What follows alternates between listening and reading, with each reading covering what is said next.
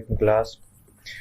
आज की लैब है हमारी डिजिटाइजेशन के ऊपर। बेसिकली डिजिटाइजेशन होती क्या है? डिजिटाइजेशन सिंपली होता है कि आप किसी भी इमेज को, किसी भी रास्टर डाटा को आप ट्रेस करते हैं। आपको एग्जांपल मैं देता हूँ कि आपने बचपन में स्केचिंग की होगी ट्रेसिंग के थ्रू। आप एक इमेज बैकग्राउंड में रखते हैं, उसके ऊपर एक ट्रेसिंग पेपर होता है और ट्रेसिंग पेपर को आप फिर उसको ट्रेस करते हैं। तो बेसिकली वो आप यूँ समझ ले कि वो आप डिजिटाइजेशन कर रहे होते हैं। सेम काम वही चीज़ यहाँ पे हो तो उसको हम डिजिटाइजेशन कहेंगे। आपको मैंने लास्ट लैब में एग्जांपल दी थी एक कि डायरीज के जो आपकी होती हैं, उसके एंड में एक पाकिस्तान का मैप या वर्ल्ड मैप होता है, वो भी डिजिटाइज ही किया होता है जीआईएस के अंदर। बैकग्राउंड में होता है हमारे पास वर्ल्ड मैप जो कि गूगल से इंपोर्ट किया जाता है और उसको फिर जीआईएस इन्वायरमेंट के अंदर डिजिटाइज करके मैप तैयार किया जाता है। तो सिंपली डिजिटाइजेशन का मकसद ये होता है कि आपके पास एक रास्टर डाटा हो। पीछे रास्टर से मुराद वही जो कोई भी इमेज हो, कोई मतलब जो भी आपने इमेज डेली से एक्वायर की हो सैटेलाइट के थ्रू, उसके अंदर से अपना यूजफुल नॉलेज को सिर्फ और सिर्फ रिप्रेजेंट किया जाए। लेट सपोज कि आपके पास एक पूरा पाकिस्तान का एक मैप आ जाता है गूगल से, जिस पे हर किस्म की फीचर्स शो हो रहे हैं, रिवर्स भी आपको शो हो रहे हैं, रोड्स भी शो हो रही हैं, मेजर सिटीज़ भी शो हो रही हैं, माइनर सिटीज़ भी शो हो रही हैं। लेकिन आप कहते हैं कि मैंने सिर्फ और सिर्फ एक रोड का मैप बनाना है, फिर एक रिवर का मैप बनाना है, तो आप डिजिटाइज करेंगे जीआईएस के अंदर उस मैप को। आप सिर्फ और सिर्फ रिवर की जो जहाँ से पैटर्न हो जा रहा है वहाँ पे डिजिटाइज होगा। तो चलें अब चलते हैं आज की लैब के ऊपर जो कि डिजिटाइजेशन पे है। देखें, ये आपकी प्रीवियस लैब है, हम इसी से आगे कंटिन्यू करेंगे डिजिटाइजेशन पे। जब भी कोई आप एक प्रोजेक्ट या कोई भी आप वर्क स्टार्ट करें जीआईएस के ऊपर, तो सबसे पहले काम होता है कि आपका डाटा जियो रेफरेंस्ड हो। वो हमने लैब 2 में कर लिया था। अब हम आगे करेंगे डिजिटाइजेशन। तो डिजिटाइजेशन भी हम इस पूरी मैप की नहीं करेंगे। ये देख रहे हैं, ये पूरा का पूरा जियोलॉजी मैप है ऑफ नदर्न पाकिस्तान, लेकिन हमने सिर्फ और सिर्फ इस एरिया को डिजिटाइज करना है। तो डिजिटाइजेशन के अलावा भी हम इस लैब में एक छोटा सा बिल्कुल एक अलग प्रोसेस को अप्लाई करेंगे, जिसे कहते हैं extract by mask. Extract by mask, basically extract by mask का क्या मकसद होता है कि आप अपना एरिया जो आपको रिक्वायर्ड होता है वो वहाँ से आप सिलेक्ट या क्लिप कर लेते हैं, एक्सट्रैक्ट कर लेते हैं। एग्जांपल मैं आपको देता हूँ कि आपने कभी बेकिंग की हो, आप कुकीज़ बनाते हैं, तो आप सबसे पहले वो एक ब्रेड तैयार कर लेते हैं, फ्लैट सा चपाती टाइप। उसके ऊपर आप एक मोल्ड रखते हैं। वो मोल्ड जो होगा उसके हिसाब से आपका एरिया, जो आपका जो ब्रेड है, कुकीज़ है, वो अलग हो जाती हैं। तो हम ये समझ लें कि इसमें भी हम यही काम करेंगे। हमें सिर्फ और सिर्फ ये माउस पे आप तवज्जो करें, हमें सिर्फ और सिर्फ ये एरिया चाहिए जिसको हमें डिजिटाइज करना है, ये पूरा नहीं। तो सबसे पहले तो हमें वो मोल्ड चाहिए होगा। वो मोल्ड बेसिकली क्या होती है? वो शेप फाइल होती है, कोई भी शेप फाइल एरिया की। वो शेप फाइल आपको प्रोवाइड की जाएगी, आपने उसको यहाँ पे इंसर्ट करना है। इंसर्ट करने का तरीका वही जो प्रीवियस लैब में था। आपने ऐड डाटा में जाना है, यहाँ पे आपने इसको जो भी लोकेशन, जिस लोकेशन पे आपने लिखा, ये मैं उस फोल्डर पे मैं जा रहा हूँ जहाँ पे मैंने सेव किया है। आपने उस लोकेशन पे जाना है जहाँ पे आपने सेव किया हो। तो मैंने डेस्कटॉप पे सेव किया हुआ था, तो मैं डेस्कटॉप पे जा रहा हूँ। आप यहाँ से भी कनेक्ट कर सकते हैं, कनेक्ट टू फोल्डर आप यहाँ से भी कर सकते हैं, जो आपको इजी लगे। इसके अंदर है लैब 3 डिजिटाइजेशन डाटा और ये वाटर शेड पॉलीगॉन। ये फोल्डर आपको प्रोवाइड कर दिया जाएगा लैब से पहले। आपने इस पर डबल क्लिक करके यहाँ पे क्लिक और ऐड, देखें ये बेसिकली ये मोल्ड आ गया, ये शेप फाइल है। अब हमने इसको करना है यहाँ से extract by mask. Extract by mask का आपको टूल यहाँ से भी मिल जाएगा, लेकिन अगर it's very difficult to remember कि आप टूल बॉक्स के अंदर किस जगह पे कौन सा ऑप्शन अवेलेबल है, तो उसके लिए एक अच्छा ऑप्शन यहाँ पे सर्च बार का भी है। अगर सर्च बार किसी का यहाँ पे शो नहीं हो रहा या कैटलॉग शो नहीं हो रहा, तो वो उसका ऑप्शन इधर भी आते हैं। ये कैटलॉग का आ गया और ये सर्च बार का आ गया, आप यहाँ से भी कर सकते हैं। तो चलिए यहाँ पे लिखते हैं extract by mask. Extract by mask के आपने स्पेलिंग बिल्कुल ठीक लिखने हैं, इसमें गूगल की तरह नहीं है, अगर आप गलत लिखेंगे तो आपको वो शो नहीं होगा। चलें एक्सट्रैक्ट बाय मास्क पे जाते हैं। ये आ गया extract by mask spatial analyst वाला, इस पे जाएंगे तो हमारे पास ये 3 ऑप्शन आ रहे हैं। इनपुट रास्टर में डालेंगे हम वो जियोलॉजी का मैप या वो रास्टर इमेज जिससे हमने एरिया को एक्सट्रैक्ट करना है, वो रास्टर इमेज या वो इमेज जो हमारी बैकग्राउंड में जो हमारे पास जिससे हमने एरिया एक्सट्रैक्ट करना है। और ये बेसिकली वो ब्रेड का पार्ट है जो मैं आपको एग्जांपल लिख दी थी। तो इस पे आपने यहाँ पे क्लिक करके इसको इंसर्ट कर देना है। और अगर गाइस ये कभी हैंग हो जाए इस तरह, तो आपने इसके साथ कभी प्ले नहीं करना, आपने इसको छोड़ देना है, रेस्ट पे रख देना है, ये खुद ही ठीक हो जाएगा। लेकिन अगर आप इसके साथ अगर प्ले करेंगे तो उल्टा ही क्या होगा कि आपका ये प्रोजेक्ट पूरा वेस्ट हो जाना है, एरर जनरेट हो जाता है, जी वर्क करना छोड़ देती है। तो आपने इसको यहाँ पे स्टेज पे आके कुछ नहीं करना है इसके साथ। चलें, ये ऐड हो गया इनपुट रास्टर में जियोलॉजी का, ये बेसिकली ये जियोलॉजी वाला रास्टर। अब हम यहाँ पे करेंगे feature mask data. Feature mask data में ये बेसिकली कहना चाह रहा है कि वो शेप फाइल इंसर्ट करो या वो मोड इंसर्ट करो जिससे आप जो अपने पीछे बैकग्राउंड से जिस शेप का आपने एरिया क्लिप करना है। तो वो बेसिकली हमारे पास ये वाटर शेड है, तो मैं यहाँ पे इंसर्ट कर रहा हूँ वाटर शेड। अब ये कह रहा है आउटपुट रास्टर। बेसिकली जब भी हम कोई नया फीचर क्लास बनाते हैं, कोई नया रास्टर डाटा बनाए या वेक्टर डाटा बनाए, तो उसने कहीं ना कहीं पे तो सेव होना होता है ना। वो अब उसकी डिफॉल्ट बाय डिफॉल्ट लोकेशन ये आ रही है, लेकिन हमने बाय डिफॉल्ट नहीं करना, हमने इसको अपने डिजायर्ड लोकेशन में सेव करना है। वो डिजायर्ड लोकेशन जो है ना वो अपने खुद अभी बनानी है। तो उसके लिए आपने आपके पास यहाँ पे है ऑप्शन का फोल्डर पे जाएंगे, यहाँ पे आपने जाके करना है डेस्कटॉप। आप डेस्कटॉप के अलावा भी कहीं भी सेव कर सकते हैं, जरूरी नहीं। मैंने खुद अपने लिए डेस्कटॉप पे ज़्यादा ईजी रहता है तो मैंने इसको सेव किया है।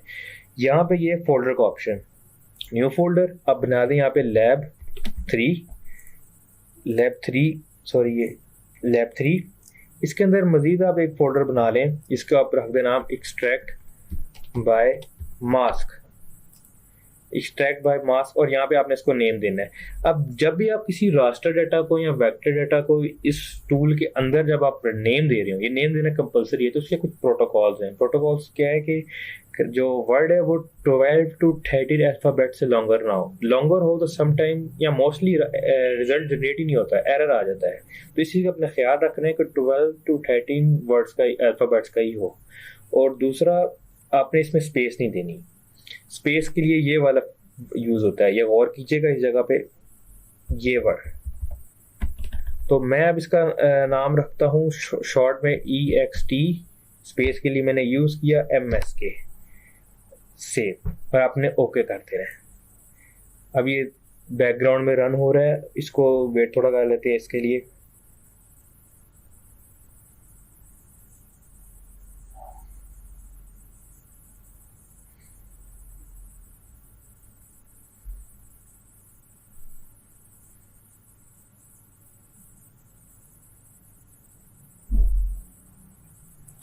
समटाइम यहाँ पे वो शो भी हो रहा होता है आपको प्रोसेस रन होते हुए, समटाइम्स नहीं हो रहा होता, तो इस चीज़ से आप नहीं होना। ये बेसिकली ये थोड़ा हैवी सॉफ्टवेयर है, कोशिश कीजिएगा इसमें आपके पास लैपटॉप की रैम थोड़ी ज़्यादा ही हो, नहीं तो थोड़ा आपको काफ़ी प्रोसेस स्लो हो जाते हैं। तो चलें, ये देखें ये आ गया EXT MSK, जो मैंने एक नया डाटा बनाया था वो यहाँ पे शो हो रहा है। इसको मैं अनचेक करता हूँ, ये देखें, इसको मैं जूम कर लेता हूँ। ये देखें, आपको आइडिया होगा कि मैं इस बेसिकली हमने किया क्या है। हमने इस शेप फाइल को पीछे से उसका एक उधर एरिया को हमने क्लिप कर लिया है या मास्क कर लिया है, एक्सट्रैक्ट कर लिया है, इसको हमने जिस तरह भी आपको सही लगे प्रोनाउंस करना। चलें, अब हम आगे स्टेप पे चलते हैं डिजिटाइजेशन के ऊपर। डिजिटाइजेशन के लिए सबसे पहले तो हमने शेप फाइल्स बनानी होती हैं। Shape files basically vector data होता है। वेक्टर डाटा आपको थोड़ा सा पहले बताऊं कि होता क्या है। वेक्टर डाटा की 3 टाइप्स होती हैं, एक पॉइंट, एक लाइन और एक पॉलीगॉन। अब ये देखें, पहले थोड़ा सा डिफरेंस करना बताऊं दोनों रास्टर और वेक्टर डाटा में। ये देख रहे हैं, ये जियोलॉजी वाला, इसके नीचे रेड ग्रीन ब्लू या इसके नीचे भी रेड ग्रीन ब्लू, ये रिप्रेजेंट करता है रास्टर डाटा को। इसमें ये कलर बैंड शो हो रहे हैं।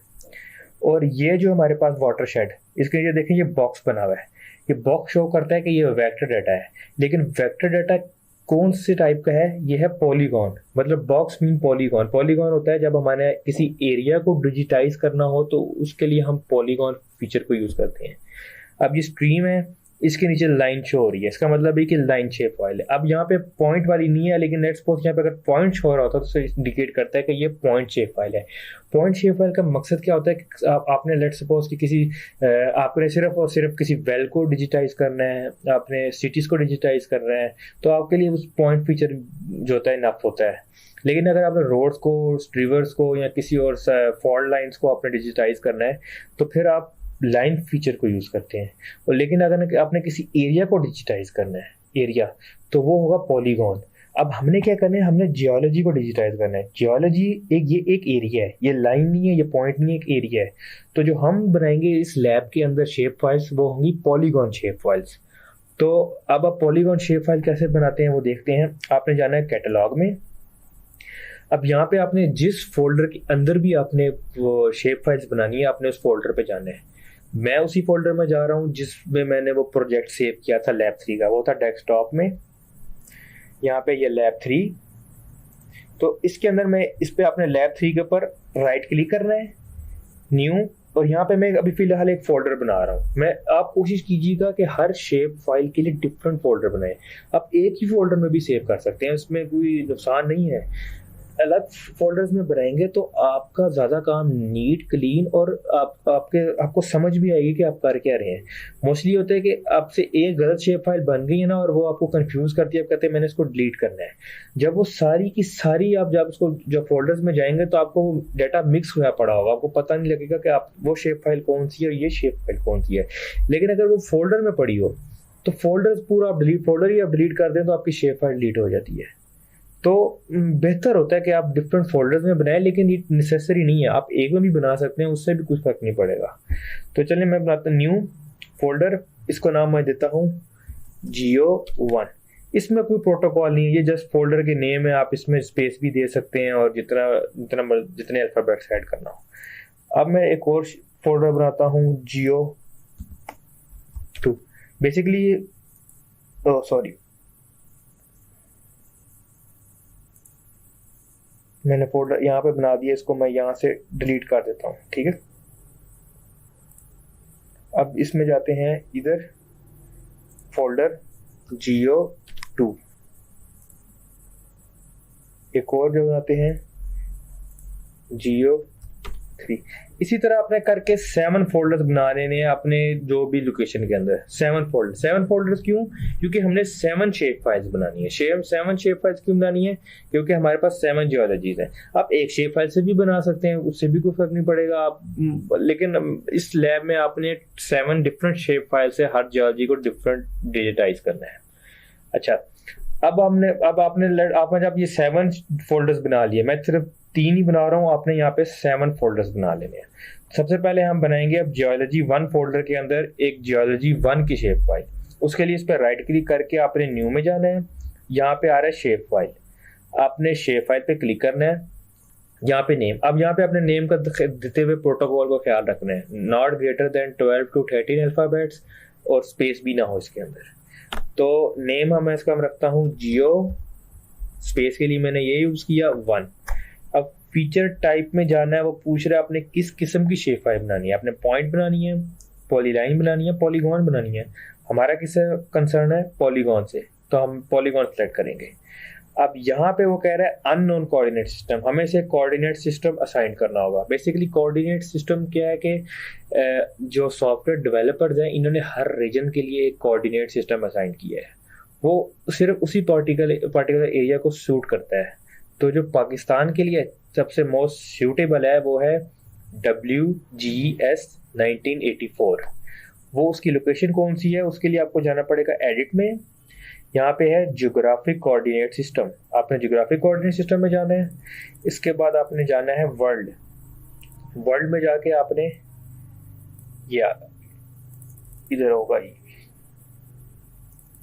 ये WGS 1984, आपने इसको ओके कर देना है। तो देखें इसको कोऑर्डिनेट सिस्टम असाइंड हो गया है, नेम भी, फीचर टाइप भी, कोऑर्डिनेट सिस्टम भी, इसको आपने ओके कर देना है। देखें एक शेप फाइल बन गई हमारे पास।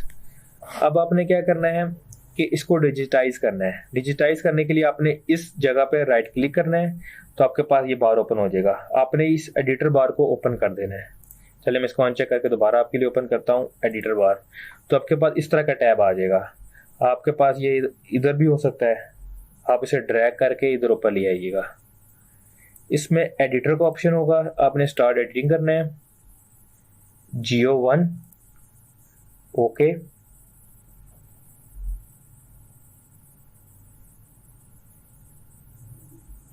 अब देखें ये यहाँ पे भी आपने Geo1 सेलेक्ट कर लिया, कंटिन्यू कर लिया।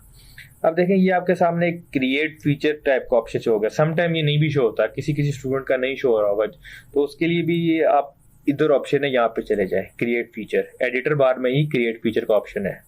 तो आपने जियो पे क्लिक करना है और यहाँ पे नीचे पॉलीगॉन का ऑप्शन आ जाएगा, अपने पॉलीगॉन पे क्लिक करना है और आपने कोई भी जियोलॉजी डिजिटाइज करनी है। लेट्स सपोज मैं इसको डिजिटाइज करता हूँ, इस एरिया को आपने बहुत जूम करके और बहुत क्लीन करना है, रफ डिजिटाइज नहीं करना।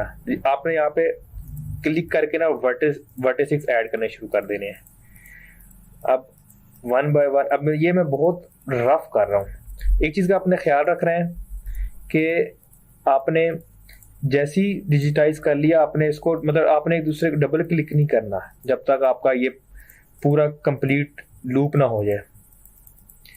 अगर आप डबल क्लिक कर देंगे तो ये डिजिटाइजेशन यहाँ पे एंड हो जाएगी। ये देखें डबल क्लिक किया है, वो वहाँ पे एंड हो गया। अब देखें ये बड़ा मैंने बहुत रफ डिजिटाइज किया है, ये ब्लू ब्लू यहाँ से शो हो रहे हैं, कोई एजेस इसके प्रॉपर नहीं बन रहे। आपने इसका ख्याल रखना है कि नीट एंड क्लीन डिजिटाइजेशन हो। अब अगर एग्जांपल मैं कहता हूँ यार ये मेरी डिजिटाइजेशन मेरी नीट नहीं है, आपने सिंपल इसको डिलीट का बटन दबाएंगे तो ये डिलीट हो जाएगी। आप अगेन इसको डिजिटाइज कर सकते हैं। मैं लेट्स सपोज दोबारा डिजिटाइज कर रहा हूँ। अब डिजिटाइज करते करते मैं एक गलती से यहाँ वर्टिस लग गया है, तो इसको डिलीट कैसे करना है? उसके लिए तरीका है कि आपने इस पे जाके राइट क्लिक कर देना है और यहाँ पे होगा डिलीट वर्टेक्स, वो डिलीट हो गया। एक और भी इसका होता है कि आप कंट्रोल जी दबाएं, तो कंट्रोल जी दबाने से वो रिवर्स हो जाता है। कंट्रोल प्लस जी दोनों इकट्ठे अपने प्रेस करेंगे तो वो भी रिवर्स हो जाता है, या आप डिलीट वर्टेक्स भी जा सकते हैं। तो आपने इस तरह कर देना। अगर आप इस पूरे स्ट्रक्चर से ही सेटिस्फाइड नहीं है, कहते हैं गलती होगी मेरे से, तो आप इस पर राइट क्लिक करें, ये डिलीट स्केच का ऑप्शन आता है, तो आप डिलीट स्केच कर दें। चलें अब इसको एक नीट सा डिजिटाइज करते हैं। इस चीज़ का ख्याल रखना है कि अगर आपने एक डबल क्लिक कर दिया या एक वर्टिस के ऊपर दोबारा दूसरा क्लिक कर दिया तो वो ये रूप जो होगा वो कंप्लीट हो जाएगा, तो वो फिर आपका पूरा का पूरा जियोलॉजी जो है वो डिजिटाइज नहीं होगी, आपको दोबारा से करना पड़ेगा। तो उस चीज़ से बचने के लिए हल ये होता है कि आप जूम करें। जितना ज़्यादा जूम करेंगे उतनी नीटनेस आएगी, क्योंकि जूम करेंगे तो वर्टेक्स आपको क्लियर नज़र आएंगे और वो काफ़ी ज़्यादा होंगे। तो इस चीज़ का आपने ख्याल रखना है कि आपने जूम करके सारी डिजिटाइज करनी है। मैंने थोड़ा सा एंड पे आके फिर रफ डिजिटाइज किया है। आपने इस चीज़ का ख्याल रखना है कि आपने ये नहीं करना, आपने बिल्कुल नीट डिजिटाइजेशन करनी है। चलें ये लेट्स वो डिजिटाइज होगी नीट एंड क्लीन। आपने दोबारा एडिटर में जाना है, सेव एडिट्स, स्टॉप एडिट। अब ये एक हमने जियो की डिजिटाइज किया। अब हम जाएंगे दोबारा कैटलॉग में। अब हम यहाँ पे जियोलॉजी 2 का एक दोबारा वो इस रिपीट करेंगे, शेप फाइल जियो 2, पॉइंट की जगह हम पॉलीगॉन, यहाँ से इसको हम वही आपने जियोग्राफी कोऑर्डिनेट सिस्टम में जाना है और उसको WGS 1984 सेलेक्ट कर लेना है। मैं चलें आप इजी के दोबारा कर लेता हूँ, वर्ल्ड 1984। अगर आप चाहते हैं कि ये वाला जो है कोऑर्डिनेट सिस्टम ये यहाँ पे शो हो तो आप इसको, ये ऑप्शन होता है add to favourites. Add to favourites में करेंगे तो आपको बार बार नीचे जाके ये कोऑर्डिनेट सिस्टम सेलेक्ट नहीं करना पड़ेगा, अब आपके ऐड टू फेवरेट्स में आ चुका होगा जिस तरह मैंने किया हुआ है। तो आप WGS 1984 को ऐड टू फेवरेट्स से क्लिक करके इधर ओके कर दें और ओके। तो देखें Geo 2 का एक ये पॉलीगॉन शेप फाइल क्रिएट हो गई है। दोबारा जाएं स्टार्ट एडिटिंग में, Geo 2 okay, sorry Geo 2 continue, यहाँ पे इस पर क्लिक करें, ये पॉलीगॉन आ गया। अब मैं डिजिटाइज करता हूँ ये वाइट वाला एरिया। तो वाइट वाला एरिया मैं रफली सा सिर्फ आपको आइडिया देने के लिए कि बेसिकली डिजिटाइजेशन की कैसे जाती है, इस पर आपने क्लिक करते जाना है। अब आपने इसको डबल क्लिक से कोशिश करने बचाएं। अब देखें ये हो गया। अब इसको मैं वाइट वाले को इसी शेप फाइल से डिजिटाइज कर रहा हूँ, ये एक और हो गया और इस तरह करते करते ये एक और शेप फाइल बन गई। इसी तरह आपने इस वाइट वाले को भी डिजिटाइज कर लेना है इसके साथ। इस तरह करते करते ये सारा ये डिजिटाइज हो जाएगा। आपने जब ये शेप फाइल होगी कंप्लीट, आपने नेक्स्ट पे चले जाना है। इस तरह करते करते जब 7 की 7 शेप फाइल डिजिटाइज हो जाएंगी तो आपने इसको स्टॉप करके वही stop editing, sorry, do you want to save yes, अगर आप गलती से भूल जाएं कभी वहाँ पे सेव एडिट करना पहले, तो ये आपको एक वार्निंग मैसेज देता है कि आपने सेव करना है कि नहीं। आप यहाँ से भी इसको यस कर दें तो वो सेव हो जाएगा। तो आपने इस तरह करते हुए इसको ख़त्म कर देना है और इसको कोशिश कीजिएगा नीट करें, कोऑर्डिनेट सिस्टम सही सिलेक्ट करें, 7 शेप फाइल्स बनाएं, फोल्डर में बनाएं। आप ये आप पर डिपेंड करता है, बेशक आप एक फोल्डर में बनाएं या 7 फोल्डर्स में बनाएं, इससे कोई फ़र्क नहीं पड़ता, बस ये आपकी आसानी के लिए। ये देखें मैंने बहुत रफ डिजिटाइज किया है। आपने ये बार बार कह रहा हूँ कि आपने इस चीज़ का ख्याल रखना है कि आपने ये बिल्कुल ऐसे जाए, और जितना ज़्यादा जूम करके आप डिजिटाइज करेंगे आपकी उतनी अच्छी डिजिटाइजेशन होगी और आपका उतनी नीटनेस आएगी। आपने 7 शेप फाइल्स बनानी है और 7 की 7 जियोलॉजीज को आपने जियोलॉजी को सेव कर लेना है। एट द एंड आपने जाना है फाइल, इसको आपने सेव कर लेना है, सॉरी सेव एज, इसी के अंदर इसी फोल्डर के अंदर बेशक आप कर लें सेव। तो ये अब हम जो अपनी नेक्स्ट लैब 4 करेंगे वो भी इसी को कंटिन्यू करते हुए करेंगे।